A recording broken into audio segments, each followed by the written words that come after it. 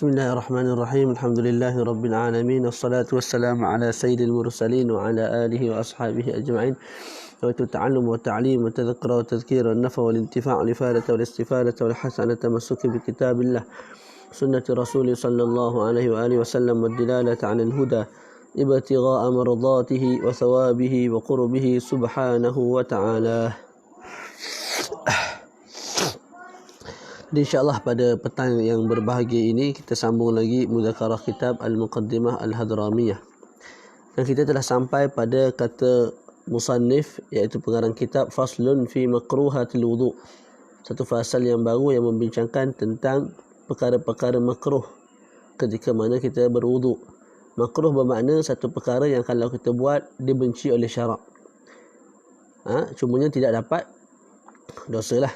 Tak dapat dosa kalau kita buat. Kalau kita tinggal kerana imtisalan li amrillah, kita tinggal kerana nak ikut perintah Allah Ta'ala, maka kita akan dapat pahala.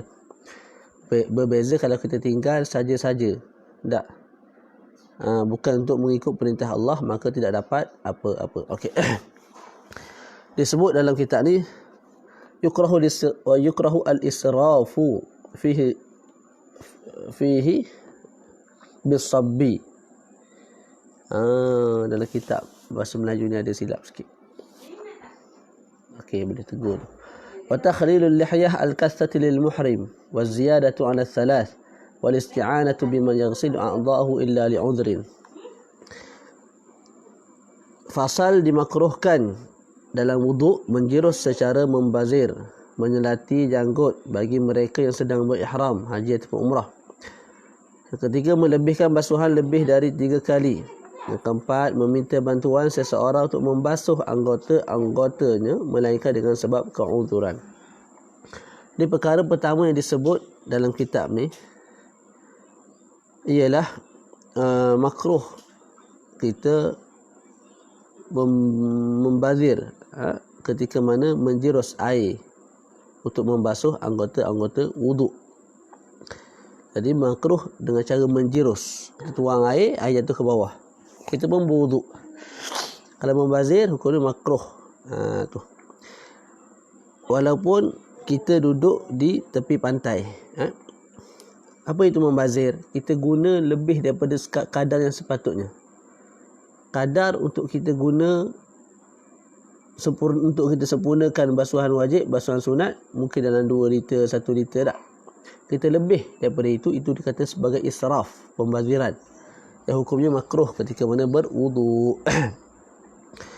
Adapun kalau kita israf ketika dengan cara berendam, ketika itu tidak ada masalah.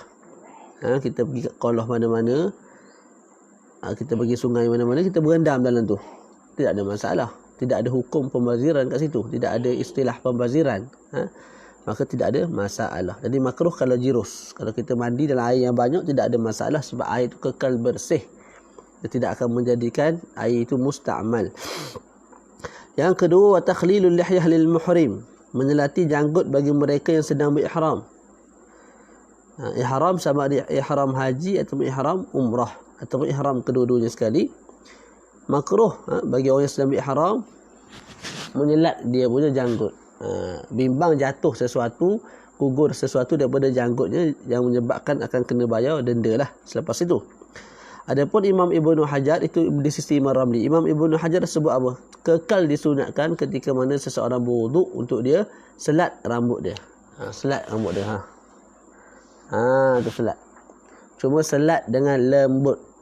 Selat dengan lembut supaya tidak gugur dia punya rambut kepala ataupun rambut apa ni? Janggut. Janggut. Kat sini janggut lah. Wa ziyadatu 'ala salas. Yang ketiga ialah kita basuh anggota badan kita, sapu anggota badan kita, anggota wuduk maksud saya, lebih daripada 3 kali secara yakin.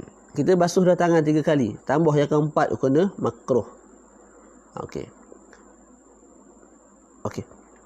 Makruh kalau kita kita yakin, syarat-syarat untuk dikatakan makruh kali keempat ialah kalau kita yakin apa?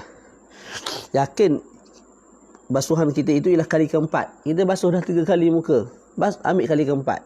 Tu makruh. Yang kedua, mesti yang keempat tu kita niat sebagai wuduk juga. Waktu tu baru datang hukum makruh. Tapi kalau kita basuh muka 3 kali, kali keempat tu kita bukan niat untuk wuduk, saja nak sejukkan air, nak main air sebab musim panas. Dan kita tidak masukkan yang keempat itu bawah wuduk. Ketika itu tidak ada hukum makruh. Lepas tu syarat ketiga untuk dikatakan makruh mesti bukan daripada air musabbal. Kalau air musabbal iaitu air yang disedekahkan khusus untuk berwuduk, tak? Kita pun ambil air wuduk, dengan air itu kita berwuduk dengan air itu dan kita buat lebih daripada 3 kali. Ketika itu bukan sekadar makruh, malah hukumnya haram. Begitu juga sebagaimana makruh kita tambah lebih daripada 3, 4, 5, 6, 7 dan ke atas. Begitu juga makruh kalau kita kurangkan. Kita buat 2 kali basuh kita punya muka, basuh tangan, ataupun sekali, hukumnya makruh. Okey. Nabi sebut hakadzal wudu. Faman zada au tawaddaa salasan ana salatu wassalam. Nabi wudu 3 kali. Thumma qala hakadzal wudu. Kemudian Nabi sebut beginilah wudu 3 kali. Faman zada au naqas faqad asaa wa zalam. Siapa-siapa tambah jadi 4 ke 5 ataupun kurang, tu kenyang. 2 ataupun 1, ketika itu dia telah menzalimi, dan ketika itu dia telah buat satu kesilapan dan juga telah menzalimi dirinya sendiri. Okey. Wal isti'anatu bima yaghsilu a'dha'ahu illa li'udhrin. Yang keempat, yang terakhir lah dalam kitab ni, dalam matan lah, meminta tolong orang lain untuk membasuh tangan dia. Ini kita dah bincang sebelum ni. Ada kala perbuatan kita minta tolong dan ditolong itu hukumnya makruh. Bila mana orang tolong basuh, sapu. Ada kala harus kita minta orang tolong bawakan air, ataupun dia bawa air tanpa diminta, hukum dia hanya harus, dan sebagainya. Itu telah kita bincangkan. Okey, begitu juga makruh ditambah dalam syarah. Kita meninggalkan perkara-perkara yang dianggap sebagai sunnah muakkadah dalam wuduk, itu makruh. Ataupun kita mendahulukan yang belah kiri sebelum yang kanan, makruh. Kita berwuduk walaupun kita ni bukan junub. Dengan mana kalau kita junub ataupun tidak junub, hadas kecil ataupun hadas besar, kita berwuduk dalam air apa? Fi ma'in raqid, dalam air yang tenang, yang tidak mengalir, selagi mana tidak terlalu banyak air itu. Kalau air itu terlalu banyak, contoh macam qalah masjid, ataupun air di Muhammad, air di kolam belakang rumah kita, tu banyak tu mana kalau kita pukul belah sini, tak, kita pukul bahagian air belah hujung kiri, air itu tidak sampai ke hujung belah kanan. Tu saya ingat lagu tu lah, wallahu a'lam. Lagi mana tidak menjadi seperti bihar, iaitu seperti laut. Kalau air itu dah terlalu banyak, tidak ada masalah juga. Okey, selesai satu fasal yang membincangkan tentang perkara-perkara makruh ketika mana berwuduk. Kita pindah, sebab fasal ni ringkas, kita baca 2 fasal lah. Faslun, satu fasal yang baru yang membincangkan tentang syarat-syarat untuk sahnya wuduk. Syarat-syarat untuk sah wuduk dan juga syarat-syarat untuk sah mandi, perkara yang sama yang kita akan sebut sebentar lagi. Okey.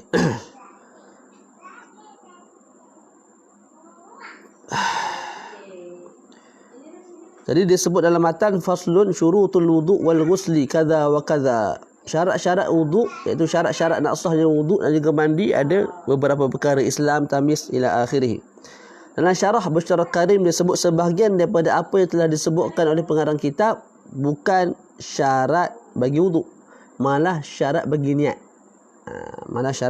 Contoh Islam, tamyiz, wa adamu sarif, adamu ta'liq, wa adamul munafi, wa ma'rifatul kaifiyah, semua ni syarat bagi niat. Tapi bila mana niat itu sendiri merupakan satu rukun daripada rukun-rukun wuduk, maka dikira syarat-syarat bagi niat sebagai syarat-syarat bagi wuduk. Fihi tasamuh, tak ada masalah. Kita baca syurutul wuduk wal ghusli, syarat nak sah mandi wajib, mandi sunat dan juga wuduk ialah sama ada wuduk wajib atau wuduk sunat.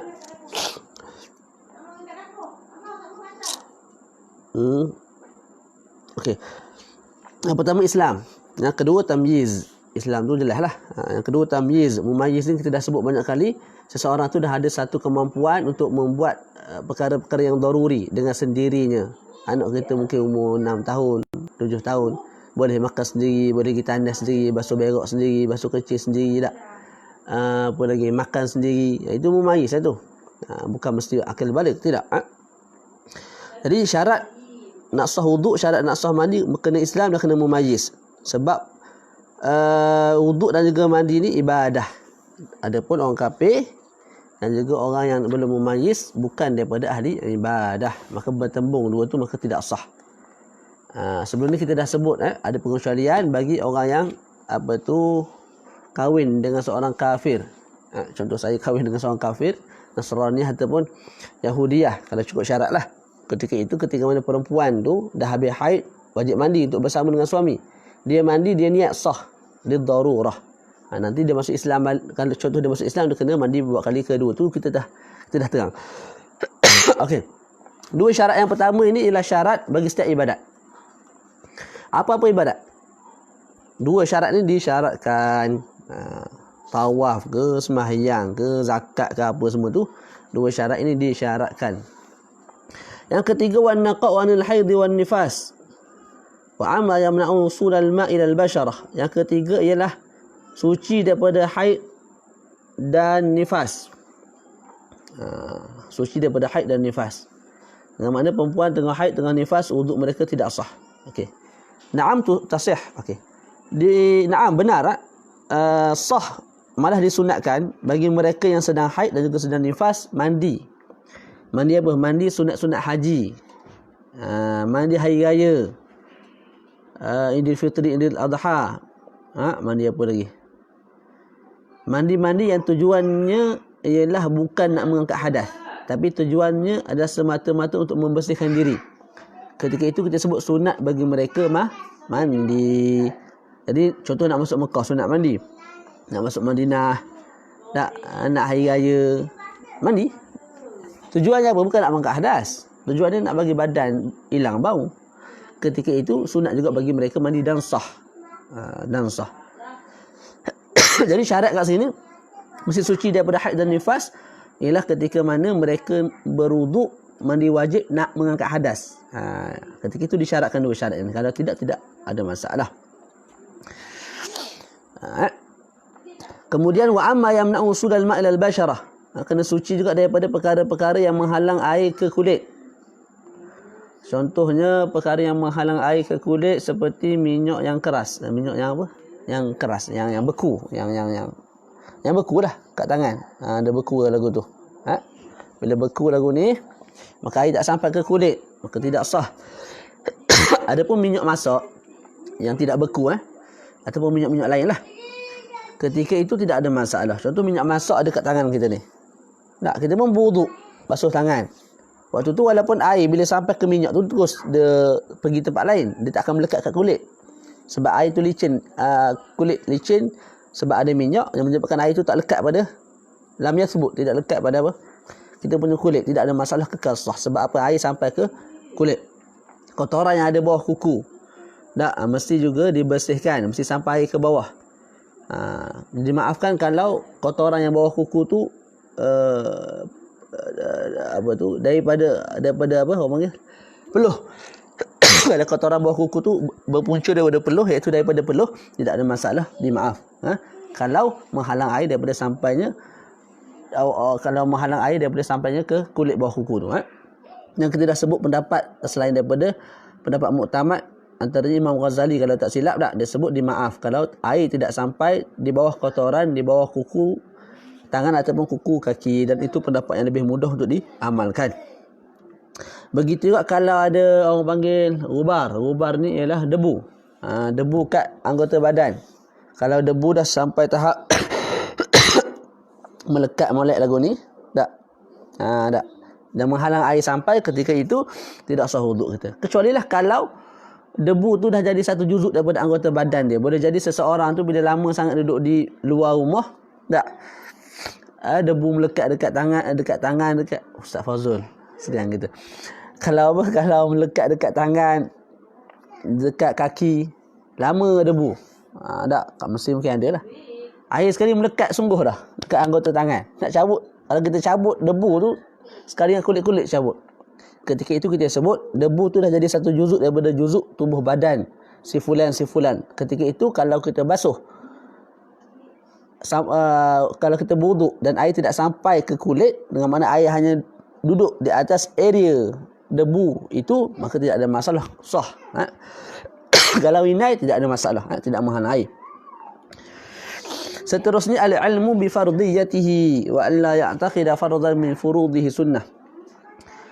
Syarat yang keseterusnya untuk sahnya wuduk dan juga mandi wajib ialah kita kena tahu kaifiat. Kaifiat mandi wajib, kaifiat wuduk. Macam mana nak tahu kaifiat? Bi ay ya'lama bi fardiyati, sekira-kira kita tahu wuduk ni fardu, mandi wajib itu fardu. Seterusnya wa an la ya'taqida fardan min furudhi sunnah. Kita tidak i'tiqad salah satu fardu dalam fardu apa tu mandi wajib ataupun wuduk itu sunnah.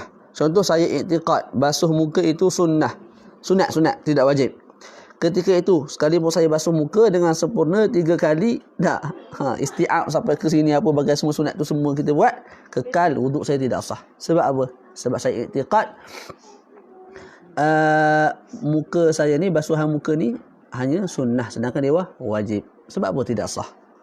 Itu satu alasan lah. Alasan lain disebut ialah sebab kita niat sunat. Kita niat sunat sedangkan dia wajib. Bila niat sunat, maka kekuatan untuk mengangkat benda wajib tu tak mampu. Kita niat sunat ni. Bila sunat nak lawan dengan wajib, dia tak lepas. Dia tak lagi. Slow sikit TV tu. Kita wuduk basuh muka. Basuh muka ni wajib. Tapi kita niat sunat. Niat sunat tidak mampu mengangkat perkara yang wajib. Nak angkat benda yang wajib, mesti niat wajib juga. Jadi kalau kita i'tiqad basuhan muka ni sunat, sekalipun kita basuh, tak boleh. Dia tidak ada power untuk mengangkat hadas yang ada pada muka. Faham tak? Tu cerita dia. Wal ma'ut tahur. Kemudian yang seterusnya syaratnya ialah nak mandi wajib, nak berwuduk mesti menggunakan air yang tahur. Tahur maknanya bersih dan boleh membersihkan. Sekalipun kita zan benda tu najis. Tak, indah ada milik ishtibah. Kita masuk dalam bilik air. Tengok air dalam kolah tu, rasa macam najis. Tiba-tiba rasa macam najis lagu tu. Kita berzan, air tu najis. Tapi tidak yakin. Ketika itu boleh kita guna air tu. Sebab asal bagi air dah at-taharah, suci. Kamu zan benda tu najis ke, kamu syak benda tu najis ke, tetap tidak menghilangkan kesucian air. Nak menghilangkan kesucian air, mesti yakin air tu najis. Memang kita nampak tahi masuk dalam kolah tu, baru menghilangkan kesucian air. Jadi kesucian air yang kita yakin tidak akan boleh terangkat kecuali dengan kenajisan yang kita yakin. Satu perkara yang kita yakin menajiskan air. Jadi sekalipun kita zan air tu asalnya bersih, lepas tu kita zan air tu najis, sangka belah berat 99.99999%, kita sangka air tu najis, kekal bersih.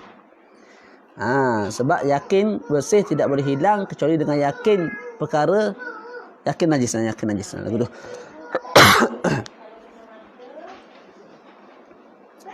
Okey. Itu kalau tidak ada kekeliruan lah. Tidak ada ishtibah. Tapi kalau ada ishtibah dalam bab apa kita bincang, bab ijtihad, kita ada 2 bekas air. Ini satu bekas lagi ni. Tak? Dalam satu bekas ni ada anak kita kencing. Jadi confirm satu najis. Confirm ada satu najis. Faham tak? Okey. Ketika itu kita kena zan salah satu bersih. Tu. Yang ni ke yang ni bersih dengan ijtihad. Bau-bau ni molek, ni bau busuk ancing. Yang ni kita guna untuk wuduk. Jadi ketika mana wujudnya ishtibah, kekeliruan, disyaratkan kena zan. Zan ini bersih ataupun ni bersih, baru boleh kita guna. Tapi bila tidak ada kekeliruan, ada satu je air, tak, tiba-tiba kita zan ni najis. Sekalipun zan najis kita boleh guna, tidak ada masalah.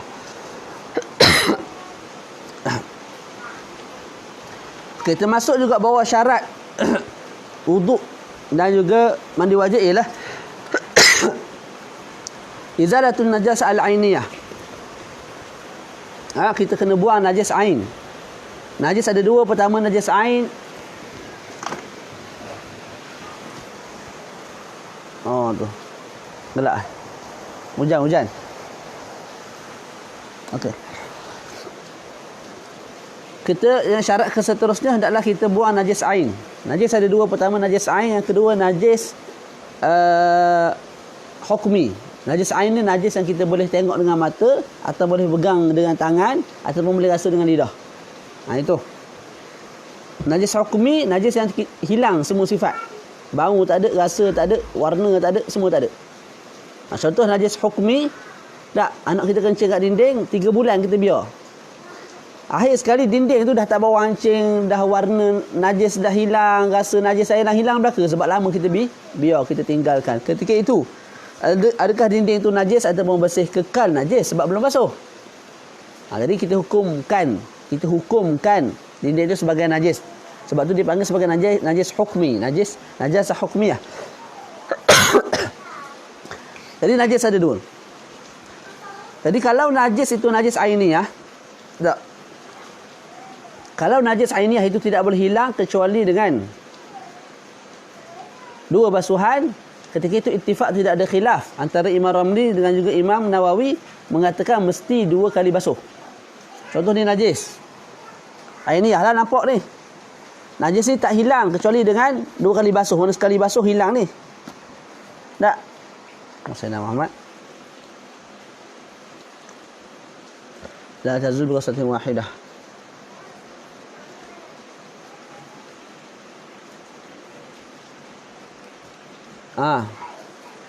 Sayyidina Muhammad, ya betul. Jadi ini najis ainiyah. Tak? Okey. Sayyidina Muhammad. Sekali basuh tak hilang. 2 kali basuh tak hilang. Tak? Okey. Sekali basuh tak hilang contoh. Kali kedua jatuh najis tu. Tak? Waktu tu ittifaq mengatakan mesti basuh tu lebih 2 kali ataupun 2 kali dan ke atas lah. Mana sekali basuh tak hilang najis tu. Ada 2 kali basuh. Allahumma salli ala Muhammad, semula. Jadi disebut izalatun najasah al-ainiyah. Ittifaq, tidak ada khilaf. Kalau najis tu tak boleh hilang dengan sekali basuhan, maka kena 2 kali basuhan. Macam mana cerita dia? Ini najis. Sekali basuh tak hilang ni. Ada lagi kekal. Basuh kali kedua hilang dia.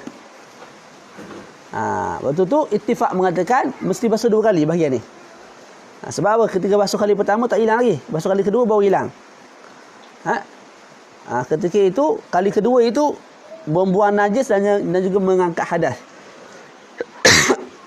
Itu tidak ada khilaf kalau najis itu tak boleh dihilangkan kecuali dengan 2 basuhan dan ke atas lah. Mesti lebih daripada 1 basuhan kita basuh. Okey. Kalau najis tu boleh hilang dengan 1 basuhan, maka jadi khilaf. Imam Rafi'i sebut apa?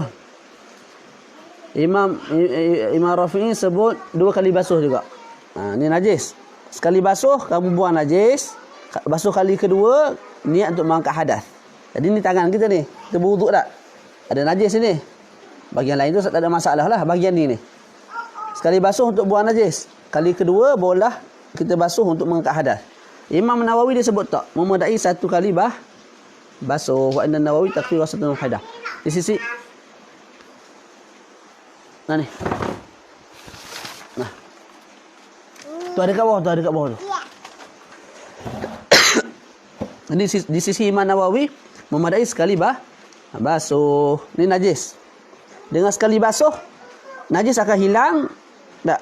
Ketika itu di sisi Imam Nawawi sekali basuh je dah memadai untuk menghilangkan najis, untuk izalatun najasah dan juga untuk mengangkat hadas yang ada pada tangan ni. Tu wallahu alam.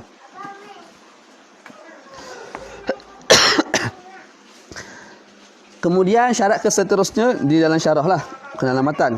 Nak habis dah sikit lagi. Wa an la yakuna 'ala al-udhi ma yughayyiru al-ma' 'ala al-asah.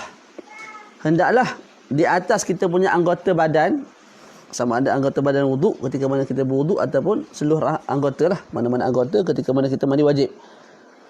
Di atas anggota badan kita tidak ada perkara yang mengubah air. Mengubah air maknanya nama air tu berubah. Kita tak panggil air dah, kita panggil apa tu, dakwat ataupun air dakwat, ada kait kat belakang tu, ada ikatan kat belakang tu. Air tanah. Contohlah, kat muka saya ni penuh dengan dakwat. Tak. Saya pun ambil air, saya berwuduk. Basuh muka. Kali pertama basuh muka tu, air jatuh tu hitam legam. Sebab dakwat banyak sangat. Air yang jatuh tu orang panggil air apa? Orang tak panggil air, orang panggil air dakwat. Ketika itu, basuhan pertama tidak sah untuk mengangkat hadas. Dia hanya untuk membuang dakwat tu. Lepas tu nak buat lagu mana, ambil air kali kedua, basuh muka. Tu.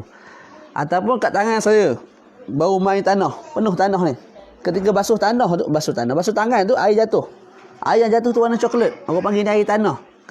Ketika itu, basuhan pertama tu tidak sah untuk mengangkat hadas. Kena dengan basuhan yang lain. Berbeza kalau dakwat tu sikit. Dakwat adalah sikit. Tak, hitam. Kita pun basuh. Bila basuh air jatuh tu, orang panggil air, orang tak panggil air dakwat. Sebab dakwat tu sikit sangat dan tak boleh memberi kesan kepada warna air, warna asal air. Orang panggil air yang jatuh itu sebagai air juga. Orang tak panggil air dakwat. Ketika itu wuduk kita kekal sah. Ke dalam matan disebut wajar yulma alal udwi. Seterusnya, syarat seterusnya ialah mesti kita alirkan air di atas anggota. Tu. Itu bagi anggota-anggota yang wajib kita alirkan air lah. Ada anggota yang wajib hanya kita sapu, tak mengalir air, tidak ada masalah. Tu kat kita punya rambut ataupun kulit kepala. Tapi anggota-anggota lain, sama ada dalam wuduk ataupun ketika mana kita mandi wajib, tak wajib kita alirkan air. Tu. Apa alirkan air? Dia beza dengan sapu.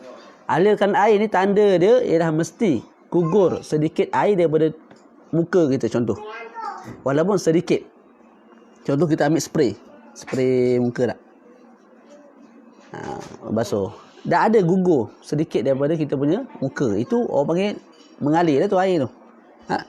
Tapi kalau tidak gugur air walaupun sedikit daripada muka kita, ketika itu kita panggil sebagai sapu. Ketika itu tidak sah. Ada sebahagian orang dia apa? Ambil air, lap. Yang tu confirm tak jatuh air tu.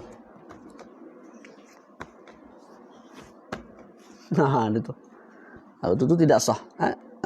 Sebab tidak ada pengaliran air. Okey, selesai.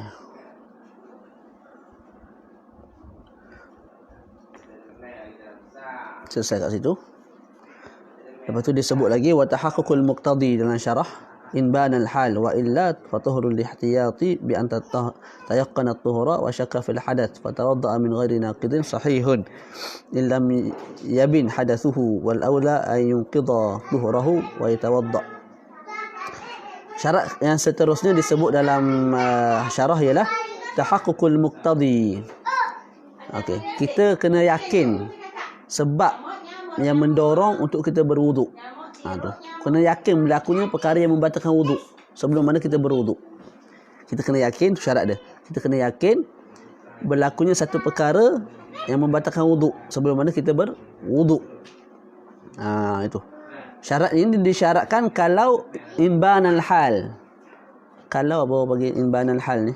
Kalau keadaan realiti, kalau keadaan ataupun realiti itu jelas kepada kita. Contoh sekarang ni saya syak. Ada wuduk ke tidak ada wuduk? Ada wuduk ke tidak ada wuduk? Saya pun berwuduk.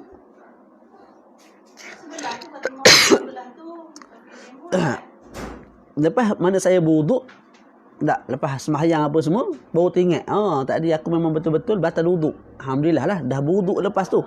Jadi wuduk aku sah. Dah sembahyang aku sah. Ketika itu tidak sah. Dia punya wuduk yang menyebabkan sembahyang pun tidak sah. Sebab apa?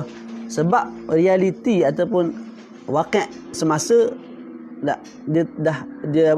dia yakin, dia terjelas baginya, terzahir baginya. Okey. Kalau lam yabinil hal, ketika itu sah kita punya wuduk. Contoh, orang panggil tuhurul ihtiyat. Kita bersuci kerana untuk berjaga-jaga, berhati-hati. seseorang itu yakin yang dia itu dalam keadaan suci. Contoh, saya yakin dalam keadaan suci, dah berwuduk tadi, so saya yakin saya suci. Nak semayang zuhur saya syak. Aku ni berwuduk ke tak? Rasa macam kentut dah. Tak. Jadi saya pun berwuduk. Berwuduk sebab apa? Sebab saya syak. Boleh jadi batal wuduk aku ni. Boleh jadi terkentut, boleh jadi tertidur, boleh jadi terpegang isteri. Jadi saya berwuduk. Lepas berwuduk tu semayang. Lepas semayang tu pakai sudah. Pakai sudah saya tidak tahu aku ni memang betul-betul batal ke wuduk aku tadi ataupun masih ada wuduk. Saya pakai sudah. Tak tahu. Ketika itu wuduk saya sah, semayang sah. Tu. Cuma yang aula, yang moleknya bila kita datang syak lagu tu, moleknya ulama sebut kita batalkan terus wuduk kita tu. Kita pergilah dalam tandas ke apa, kentut ke, pegang kemaluan ke, supaya kita berwuduk keadaan kita yakin kita ni dah berhadas dan nak mengangkat hadas. Selesai situ. Minum air dulu. Ada big gum. Kena beli jangan tengok saja. Okey. Man zaqa araf. Okey. Wa dukhulul waqti. Seterusnya syarat yang terakhir, dan kita akan berhenti. Syarat yang terakhir ini khusus, dua syarat yang terakhir khusus bagi mereka yang ada sakit daimul hadas. Orang yang kencing tak ada das, sentiasa keluar darah, istihadah contoh. Sentiasa keluar air madhi, air wadi, air kencing dan sebagainya. Tidak ada dalam waktu seharian itu, kecuali memang ada air kencing yang keluar sikit. Okey, ketika itu disyaratkan bagi mereka, selepas syarat-syarat yang telah kita bincangkan, dengan makna syarat-syarat yang kita bincangkan ni wajib bagi mereka juga, orang yang penyakit daimul hadas ni, kencing tak ada das ni. Di samping itu ditambah dua syarat lagi. Apa syarat dia? Kena masuk waktu dulu. Kamu nak berwuduk boleh, kena masuk waktu dulu. Waktu zuhur dah azan, boleh berwuduk. Sama ada kamu yakin masuk waktu ataupun zan masuk waktu. Lepas tu kamu kena dahulukan istinja, masuk ke tandas, basuh kemaluan. Lepas tu kena tahafuz. Tahafuz ni kita ambil lah perca kain ke apa, ikat bahagian depan kemaluan tu, supaya nak kurangkan air kencing yang keluar, nak kurangkan hadas yang berlaku. Nak kurangkan air kencing yang keluar lah. Okey, lepas tu wala kena berturut-turut. Kena berturut-turut antara apa? Antara istinja, bersuci, basuh kemaluan, dan juga tahafuz, basuh ikat kemaluan dengan perca kain. Lepas tu kena berturut-turut juga antara istinja dan juga tahafuz dan juga wuduk. Maknanya lepas dia basuh kemaluan, dia ikat dengan perca kain, dia terus berwuduk. Dan berwuduk tu pula antara anggota-anggota kena berturut-turut, tak boleh bertangguh-tangguh. Lepas habis wuduk tu terus kena sembahyang. Jadi itu berturut-turut tu banyak. Pertama antara istinja dan juga ikat kemaluan dengan perca kain. Lepas tu antara keduanya dengan wuduk. Lepas tu antara anggota-anggota wuduk. Lepas tu antara wuduk dan juga sembahyang. Jadi dua syarat ni, iaitu masuknya waktu dan juga berturut-turut, disyaratkan hanya bagi orang yang daimul hadas. Sama ada daimul hadas, hadas akbar, hadas besar atau hadas kecil, disyaratkan ditambah dua syarat, iaitu masuk waktu dan juga al-wala, berturut-turut. Jadi sekadar itu saja untuk kali ini. Nanti kita sambung. Wa yajuzul masu 'alal khuffain. Harus bagi kita untuk sapu di atas dua khuf, badalan an ghusl rijlain, ganti kepada basuh dua kaki, fil wudu, dalam wudu. Dan syarat untuk harusnya kita menyapu di atas khuf ialah kaza wa kaza, insya-Allah. Wa sallallahu ala sayyidina Muhammad wa ala alihi wa sahbihi wa baraka wa sallam. Alhamdulillahirabbil alamin.